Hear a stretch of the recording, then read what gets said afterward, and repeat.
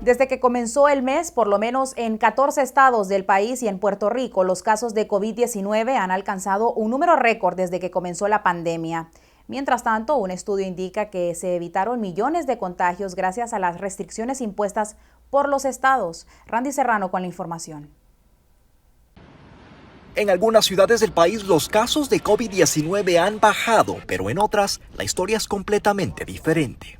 14 estados, entre ellos Florida, Texas y California, han registrado este mes el número de casos más alto en una sola semana desde que explotó la pandemia, según las más recientes cifras. En Puerto Rico también hubo un incremento. A medida que van aumentando las personas que se hacen la prueba, obviamente debe haber un incremento en las personas que van a dar positivo, pero no necesariamente porque se está propagando el virus. Aunque la pandemia sigue viva, los efectos pudieran haber sido mucho peor.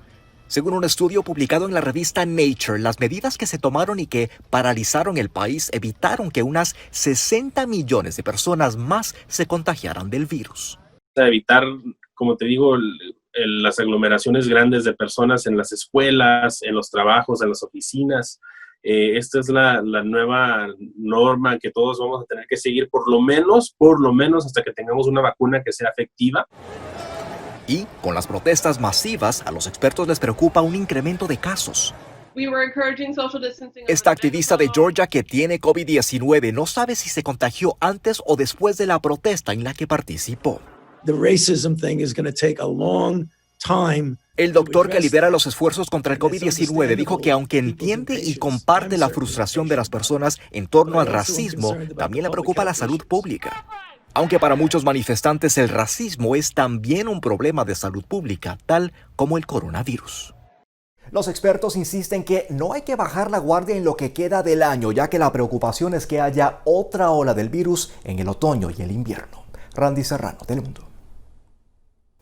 Gracias, Randy. La ciudad de Pearland será la última morada de George Floyd. Familiares y amigos lo despidieron este martes en un funeral privado en la iglesia Fountain of Praise en Houston. Rubí Guzmán con los detalles. George Floyd ha sido trasladado hasta su última morada. Cientos de personas llegaron a esta iglesia a darle el último adiós. Familiares, amigos cercanos, incluso políticos, tanto representantes a nivel local como federal. Llegó por última vez el ataúd de color plateado con los restos de George Floyd a la iglesia en donde familiares y amigos cercanos lo despidieron. Fue una ceremonia emotiva, rodeada de cantos de celebración, una imagen dibujada con el rostro de George Floyd y de palabras que le arrancaron las lágrimas a muchos. Sus familiares, vestidos de blanco, recordaron a su ser querido y agradecieron a miles por su apoyo. Quiero decir que voy a extrañar a mi hermano y quiero decirle que te quiero y le doy gracias a Dios por darme mi propio Superman. El ex vicepresidente de los Estados Unidos, Joe Biden, envió un mensaje a la hija del fallecido y pidió justicia por Floyd. Es el momento de la justicia racial. Esa es la respuesta que hay que darle a nuestros hijos cuando preguntan por qué. Porque cuando hay justicia para George Floyd, solo entonces iremos en camino a tener justicia racial en Estados Unidos.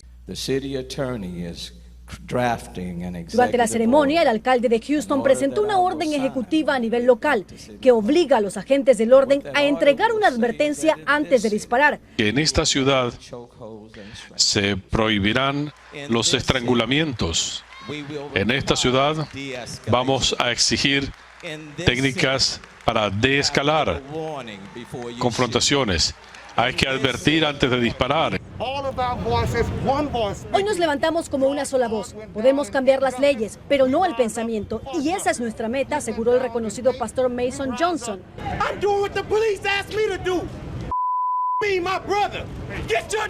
El único momento tenso fue este, cuando un hombre armado comenzó a gritar, pedía justicia por la muerte de Floyd, mientras hacía movimientos como que sacaría su arma de fuego.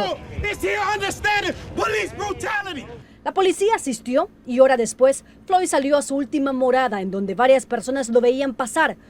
La comunidad continúa llegando a esta iglesia localizada al suroeste de la ciudad de Houston. Ellos vienen y entregan todavía flores, están entregando flores precisamente en la entrada en donde hay una fotografía con el rostro de George Floyd. Por ahora, esa es la información que tenemos desde Houston, Texas. Rubí Guzmán, Telemundo. En Honduras asciende a 7 los muertos en el asilo de ancianos Perpetuo Socorro de San Pedro Sula. Le ampliamos este y otros titulares de Centro y Suramérica a continuación.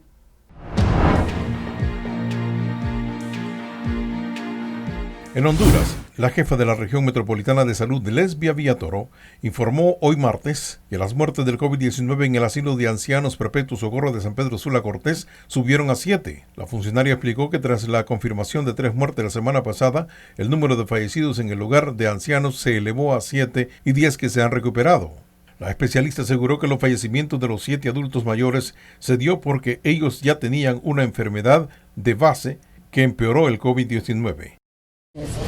De ellos, pues hemos tenido 3 casos positivos, 1 negativo y 3 que todavía estamos pendientes de resultados.